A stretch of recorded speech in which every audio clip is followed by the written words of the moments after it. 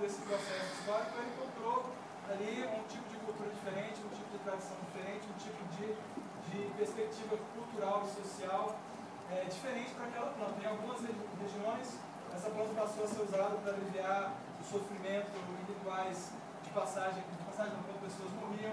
Na Índia, ela é usada para meditação e para estimular a meditação tântrica, que envolve a prática sexual também. Em outras regiões, ela era usada predominantemente como forma de medicina. Então, dependendo de cada cultura, foi se estabelecendo ali, na prática da seleção, variedades diferentes. Então, hoje em dia, existe, mediante esse tipo de seleção genética clássica, muitas vezes feita sem esse conceito, né, da tecnologia genética envolvida, já existe uma variedade enorme dessas plantas aí, que certamente está sendo bem explorada, onde existe esses dispensários medicinais. Em Amsterdã também, provavelmente, eles vendem lá uma variedade grande de efeitos diferentes.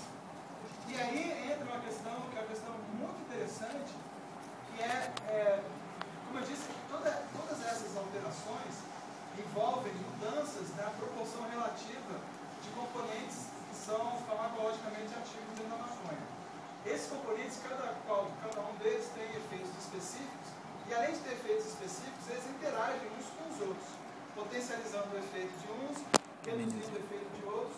Então existe um fenômeno sinergístico, né? Tipo, a soma dos efeitos gera um resultado diferente da soma das partes, no caso. Ou seja, na medida que você varia a planta, você varia essas proporções, você varia o efeito.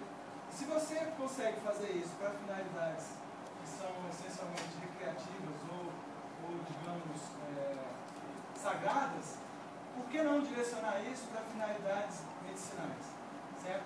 Então, hoje em dia, a gente tem uma situação muito interessante que eu diria que é quase uma superação dialética, né, do processo de desenvolvimento de fármacos ao longo da história, porque no princípio tudo vinha diretamente da natureza, certo? Depois se percebeu que poderia ser mais eficiente se você isolasse os princípios ativos e usassem eles em dosagem conhecidas. Depois a indústria farmacológica pegou esses princípios ativos e sintetizou, se tornou uma coisa mais fácil, mais abundante, etc. Então houve uma negação do modelo anterior, chegando nesse modelo dos fármacos sintéticos.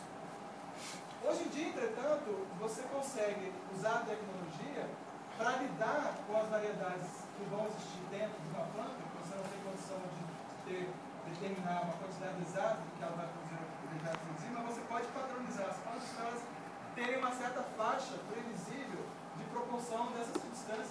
Então você vai poder, tendo sistematizado essas variedades, você vai poder então tirar a vantagem desse conhecimento de poder colocar uma dosagem que tenha um efeito consistente.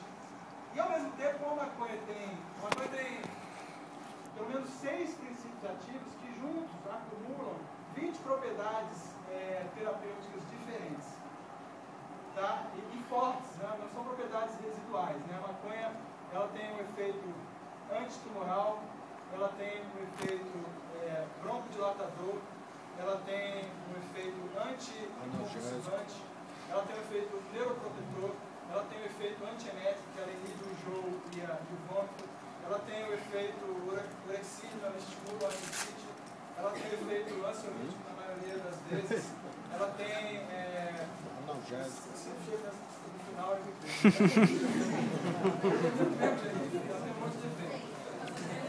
Então hoje em dia, com a biotecnologia, para concluir, com a biotecnologia a gente pode direcionar essas alterações que foram feitas de forma mais ou menos espontânea pela relação do homem com essa planta, direcionar para criar plantas especializadas para cada uma dessas situações e tirar vantagem de uma coisa que não só com relação à maconha, mas do fato de que você vai ter ali uma indústria farmacêutica movida a energia solar e cujos resíduos são plenamente biodegradáveis.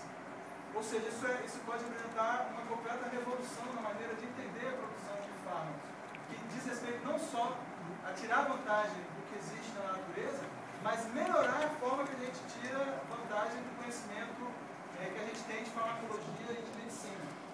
Então eu diria, não seria um exagero pensar, talvez seja visionário da minha parte, se for, mas eu creio que a maconha, junto com outras plantas que podem ser manipuladas para terem um efeito funcional, pode representar um novo paradigma